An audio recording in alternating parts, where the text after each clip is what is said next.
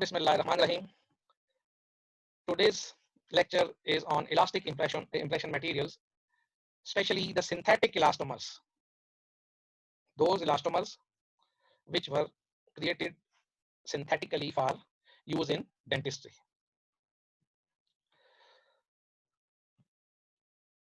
So if we go into the history, first thing which we have to discuss is about the introduction of these materials. Is it clear? So what will be the introduction of these materials? These materials are usually produced, or these materials fabricated for use in industry, not for dentistry.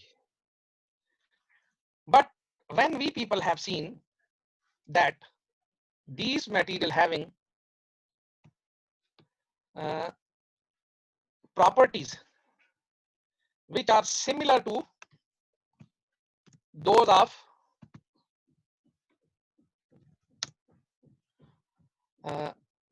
used or required in dentistry, so dentistry people take interest in these materials. These materials are introduced in dentistry due to the shortcomings of hydrocolloids, and all of you people know that disadvantages of hydrocolloids are बता poor सकता है? tear resistance and poor dimensional stability. जबरदस्त जी, जबरदस्त. So to overcome these disadvantages, these materials were converted or were gaining interest in dentistry. There are 4 types of these materials.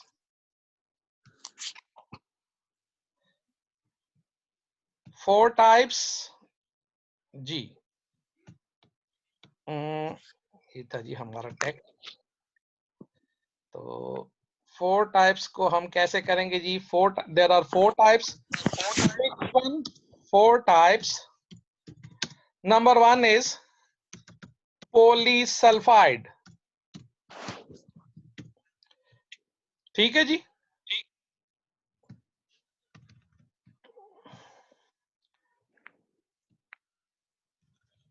और उसके बाद जी हमारे पास आएगी नंबर 2 इज सिलिकॉन्स. ये सिलिकॉन्स वही हैं जो आप रूटीन में घरों में यूज करते हैं, लेकिन थोड़ी सी डिफरेंट इस सेंस में है कि इनको हमने मुंह में यूज करना होता है. सिलिकॉन हैज अगेन 2 टाइप्स, सब types, that is condensation silicons and the other one is जी कुछ आइडिया है? Addition. जी जबरदस्त जी जबरदस्त. कुछ लगता है कुछ पढ़ लिख गए हो? Yes sir. चलो जबरदस्त जी. माशाल्लाह माशाल्लाह. ये ड्रोन किलर साहब आप सिर्फ देखते ही रहे हैं उसको टेस्ट को कि नहीं? आप तो लगता है कि सचमुच के ही किल हो गए थे टेस्ट देख के. सर यहाँ पे पहले इंटरनेट काम नहीं कर था, फिर फोन में बैटरी भी कम थी. ओहो. अभी भी सर थोड़ा सा चार्ज किया है. थोड़ा सा चार्ज क्यों किया? चार्जर साथ लगा और बैठ जाओ, या ना हो तो स्विच के पास खड़े हो जाओ. मोबाइल में तो ये आपको वो मिल जाती है. सर यहाँ पे ये सोलर पे चलता है सर, तो इस तरह का वो नहीं हो देता. ऊपर धूप में चले जाओ ना यार.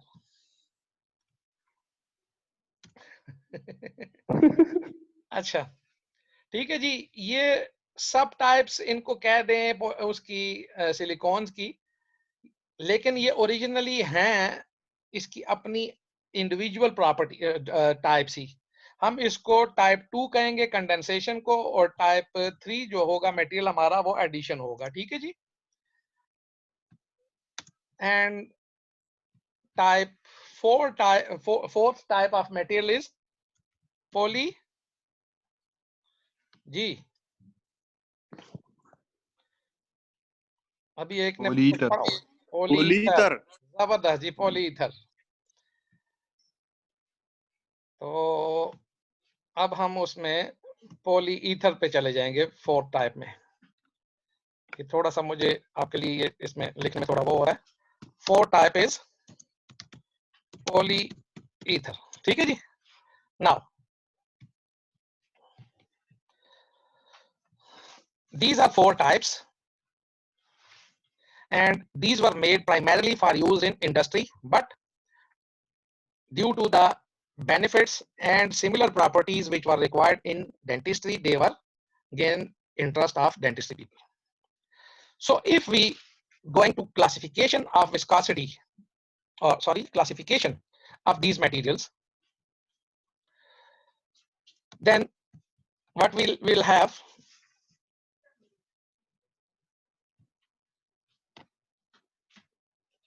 आवाज आ रही है आप लोगों को सारी? Yes, sir. अच्छा, ठीक है जी। तो इसकी जो हमारे पास अब टाइप्स 4 हो गई।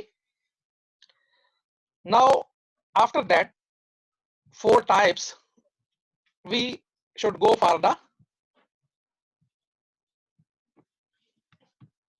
classification. Types is another thing and classification is another thing. For each type we have different classification. Usually this classification goes from 0 to 3. 0 mean putty consistency. Putty mean thick, very thick. 1 mean heavily bodied. Bodied mean which have more fillers.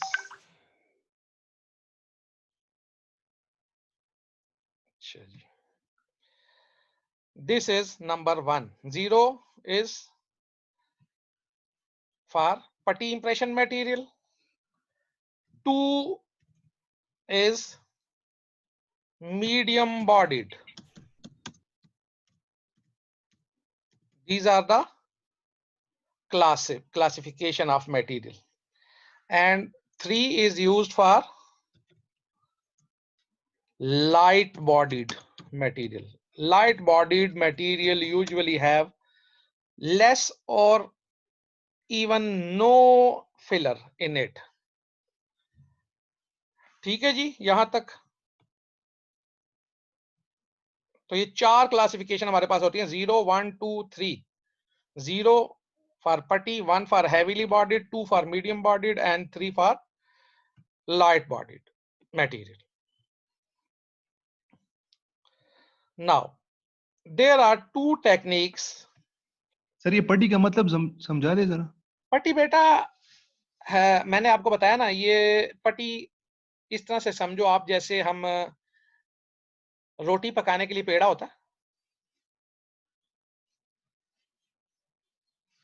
पेड़ा ज़हन में आ रहा है? जी sir, जी sir. पेड़े की जो consistency होती है उसको आप पट्टी समझिए। जी ठीक है, जी सर। तो ये पट्टी कंसिस्टेंसी होती है। फिर हैवीली बॉडीड होती है जो उससे थोड़ी सी इसको कहेंगे थिन होती है। ठीक है, फिर उसके बाद जो आती है हमारे पास वो आती है मीडियम बॉडीड, वो उससे भी थोड़ी सी थिन होगी। फिर उसके बाद जो आएगी लाइट बॉडीड, जो कि उससे भी ज्यादा थिन होगी। ठीक है जी। अच्छा जी, उसके बाद हमारे पास जो चीज आएगी वो है मोनोफेज और कंबाइंड। ये इसकी टेक्निक्स में चली जाएंगी। Technique for taking impression. ठीक है जी।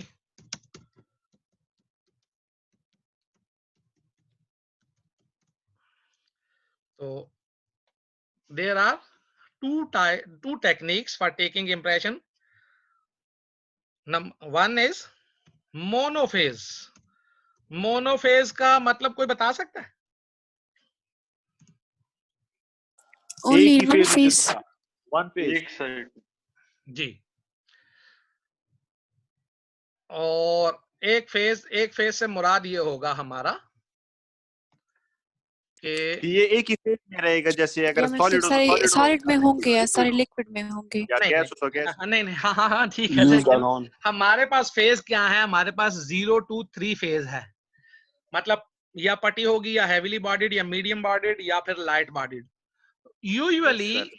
हम जो है पटी के साथ सिंगल फेज भी ले सकते हैं, लेकिन हम लेते नहीं है. हैवीली बॉडीड के साथ भी हम वो नहीं लेते हैं इंप्रेशन. तो मीडियम बॉडीड जो होता है हमारा, इसको हम यूजुअली लेते हैं मोनोफेज के लिए. इसके साथ क्यों नहीं लेते? हैवीली बॉडीड बहुत ज्यादा थिक होता है ना बेटा, और पटी भी थिक होती है. पटी भी थिक होती है ना, तो हम थिक के साथ नहीं लेते, क्योंकि थिक के बारे में हमने कहा है कि जो फ्लो नहीं करेगा तो वो क्या करेगा? जब उसका सही इंप्रेशन नहीं आएगा. ठीक है ना जी. तो जो हमें फ्लो चाहिए होता है, तो फ्लो में मीडियम बॉडीड में, या फिर जो बहुत ज्यादा फ्लो मिलेगा वो हमें लाइट बॉडीड में मिलेगा. क्लियर जी? Okay sir, yes sir. ठीक है जी. तो मोनो जो होगा इंप्रेशन, अमूमन हम मीडियम बॉडीड में ही लेते हैं. और मीडियम बॉडीड में हम, जैसे हम कर चुके हैं एगर में, कि हम सिरिंज करते हैं मीडियम बॉडी को प्रिपेयर टीथ के ऊपर, और जो हमारी ट्रे होती है उसके अंदर हम मीडियम बॉडीड को ही डालते हैं और इंप्रेशन ले लेते हैं एक ही. तो ये मोनोफेज हो जाती है. ठीक है जी. और फिर जो होता है कंबाइंड टेक्निक, दूसरी होती है हमारे पास. कंबाइंड टेक्निक के अंदर हम क्या करते हैं जी? दूसरे नंबर पे जो हमारे पास टेक्निक आती है वो है कंबाइंड. तो कंबाइंड टेक्निक में क्या करते हैं? हम 0 1 को लेके किसके साथ मिक्स करेंगे और यूज करेंगे? टाइप 3 के साथ, क्योंकि मीडियम बॉडी तो हम कह चुके हैं कि वो मोनोफेज में होगा, सॉरी मोनोफेज में होगा. तो कंबाइंड टेक्निक में हमें क्या चाहिए होगा? पट्टी जो हमारी ट्रे में होगी, या फिर हैवी बॉडीड, जो के सॉरी ये हैवीली मैंने लिखा हुआ है, हैवी बॉडीड है लफ्ज. तो ये हैवी बॉडीड आएगा. ठीक है, सॉरी, एक तो हमारी अब अंग्रेजी भी यहाँ पे आके थोड़ी सी पैदल होती जा रही है ना.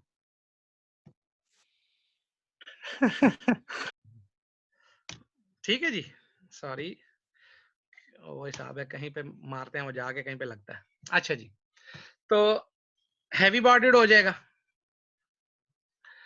Now what we have in our monophase, only type 2. No other material is used for monophase impression technique. In combined technique, we have to use type 0 and 1, and which is used usually with type 3 to take impression. And why type 3? Because type 3 is the material which having less amount of fillers, or which having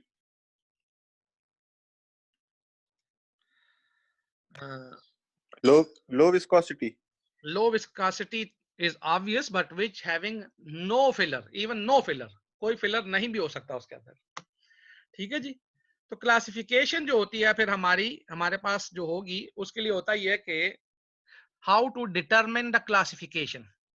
so we have to press the material under a certain load in between two plates, and we will see the consistency of the test discs through the diameter.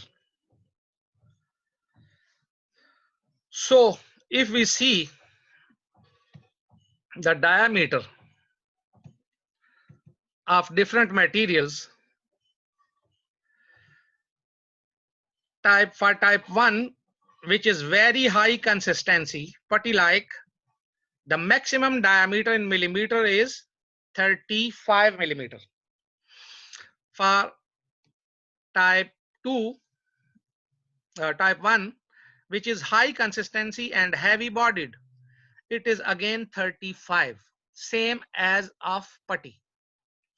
For type 2, which is medium consistency and medium bodied, 31 to 41 millimeter diameters discs will be formed. And for type 3, which is low consistency, which is low bodied, again it is 36. It starts from 36 and it can go on to any certain level. Is it clear जी? जी clear हो गया कि नहीं? Yes, sir. Thank you जी. अच्छा जी, उसके बाद जी हम फिर आते हैं अपने व्हाइट बोर्ड के ऊपर जी. क्लासिफिकेशन के बाद जी हमारा शुरू हो जाता है जी पॉलीसल्फाइड्स. पॉलीसल्फाइड्स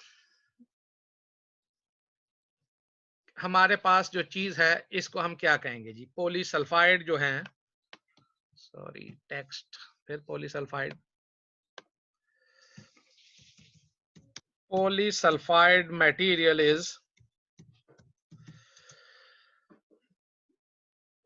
first of all, when we are going to take any material, which consideration comes into our mind, that what is the presentation of this material. So if we want to see the presentation, अच्छा जी 10 minute के अंदर अंदर हमने वो कहते हैं जी आप वो हो रहे हैं तो 10 मिनट के अंदर अंदर मतलब वो करेंगे और इसके बाद हम नेक्स्ट उसमें चले जाएंगे. तो 10 मिनट के अंदर हम कोशिश करते हैं इस पॉलीसल्फाइड को खत्म करें. ठीक है. Now polysulphide have a presentation or is presented before any dentist or in the market in two paste systems. Obviously one paste is base and the other one is catalyst, and again these are in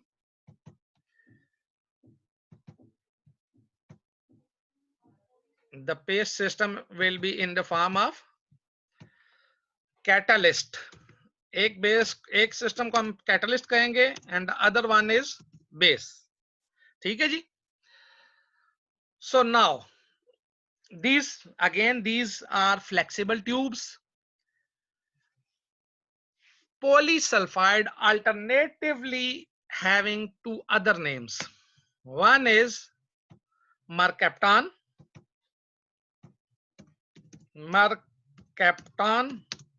and the other one is thiokol. These are the other name of our polysulfide system. So types, classification. If we go for the classification of polysulfide, we have three classes, 1, 2, 3. That is heavily bodied, medium bodied, and third one is G. Number 3. Light. Light body. Light bodied. Thank you, G. So if we are seeing about, we want to see the composition of the material. So mainly these material have two paste system. One is base, the other one is catalyst. The base. Sir एक question है. जी जी जी question है कि ये मरकैप्टान ये पॉलीसल्फाइड्स को कहते हैं. जी जी जी जी जी. और ये जो साइड पे आपने लिखा है थाइकोल जो है ये क्या है? थाइकोल ये भी इसी का दूसरा नाम है. नहीं, इसके दो और नाम है ना, तो ये इसके दो नाम और हैं. ठीक है जी. अच्छा जी. In base plate we usually have polysulfide pre-polymer. ध्यान में रखें, पॉलीमर नहीं है ये, प्री पॉलीमर होंगे, क्योंकि पॉलीमराइजेशन तो बाद में होगी ना, उसके बाद हमें जो भी कुछ भी मिलेगा वो होगा, पॉलीमर हमारे पास बनेगा. तो so these are polysulfide pre-polymer with terminal and pendant thiol groups. Pendant अमूमन लड़के भी आजकल पहनते हैं, गले में जो पहनते हैं उसको पेंडेंट कहते हैं ना, तो इसके पेंडेंट और थायोल ग्रुप होते हैं, ठीक है। तो पेंडेंट का मतलब जो दरमियान में होगा और जो टर्मिनल है दोनों टर्मिनल्स पे, ठीक है, लेफ्ट एंड राइट पे होंगे। सो दैट प्री पॉलीमर जो होंगे पॉलीसल्फाइड के, these polymerise and cross link to form rubber. तो ये रबर टाइप की चीज बनाते हैं, क्योंकि हमने पहले कहा ये इलास्टोमर्स हैं। इलास्टोमर्स का मतलब यही है कि रबर सी किस्म की चीज है। फिर इसके अंदर एक होगा plasticiser. Plasticiser will be di and butyl phthalate. तो प्लास्टिसाइजर हम किस लिए करते हैं? टू इंक्रीज द फ्लो, ठीक है ना जी, to control the viscosity, otherwise it will be very much viscous. And inert filler, हमने पहले आपको कहा था, it gives body and modify the physical property due to control of viscosity. जी क्या हुआ जी, खैर हो जी? सना बीबी आप कुछ कहना चाह रही हैं जी? ये शंदाना साहिबा कुछ कहना चाह रही हैं? सर ये बेस प्लेट में तीनों कंपोनेंट्स प्रेजेंट होते हैं। सॉरी, ये बेस प्लेट में बेस पेस्ट में तीनों कंपोनेंट्स प्रेजेंट होते हैं। हाँ हाँ बिल्कुल, बेस पेस्ट में बाज में तीनों होंगे, बाज में दो होंगे, लेकिन ये कंपोनेंट इसके हैं सिर्फ। कैटलिस्ट पेस्ट में तो कैटलिस्ट होगा ना जो इसको रिएक्शन करा देगा। अमूमन हमारे पास दो चीजें होगी ना, एक हमारा बेस होगा, एक कैटलिस्ट होगा, ताकि दोनों आपस में रिएक्ट कर सकें। तो बाज औक़ात ये होता है कि हम साथ में, लाजिम बात है खाली एक ही चीज तो नहीं होती ना, तो उसमें फिलर और ये इधर उधर की चीजें भी साथ में डाल दी जाती हैं। क्लियर? Okay sir. अच्छा जी। सो इनर्ट फिलर्स पॉसिबली चाक और टाइटेनियम डाइऑक्साइड, ठीक है जी। तो फिलर हमने अभी तक काफी पढ़ चुके हैं, ज़हन में रखें कि फिलर हम कौन कौन से पढ़ चुके हैं। चाक है, टाइटेनियम डाइऑक्साइड है, डायटोमोसियस अर्थ है, तो ये चीजें ज़हन में रखनी है। In catalyst paste lead dioxide or other alternative oxidizing agent are present, which are main reactive ingredients and causing setting. Then the sulfur also uh, promote the setting. Then the inert oil, which is normally paraffin type or di and butyl phthalate, वही plasticiser दोनों में है। Base plate में भी हो सकता है, catalyst में भी, क्योंकि प्लास्टिसाइजर है ना। प्लास्टिसाइजर का काम क्या है? सिर्फ फ्लो को आगे करना, और उसका कोई उसमें मसला नहीं है। तो इसके लिए अगर ये दोनों में भी पाया जाए तो कोई फर्क नहीं पड़ता। Now the mixing will be done through spatula. ये मैं पहले भी बता चुका हूँ, आपको एक लेक्चर में दे चुका हूँ, इसके ऊपर अगर आप लोगों ने देखा हो तो। यस सर, जोई को इसी से ही करते हैं। जी जी, किससे? जिंक ऑक्साइड यूजिनाल को, जिंक ऑक्साइड हाँ हाँ हाँ बिल्कुल बिल्कुल उसी तरह से। ये स्पैचुला, ये हमारे पास पेपर पैड है, पेपर के ऊपर हम ले लेते हैं। तो अमूमन ये जो पेपर होता है ये इम्परवियस होता है, इसके अंदर कोई वो नहीं होता, और या ग्लेज्ड होता है, ताकि ये नीचे ये पूरा पैड होता है, नीचे वाले पेपर्स खराब ना हो। तो इनमें दोनों ग्लास या मार्बल भी ले सकते हैं ना? हाँ हाँ वो लाजिम बात है, ले सकते हैं।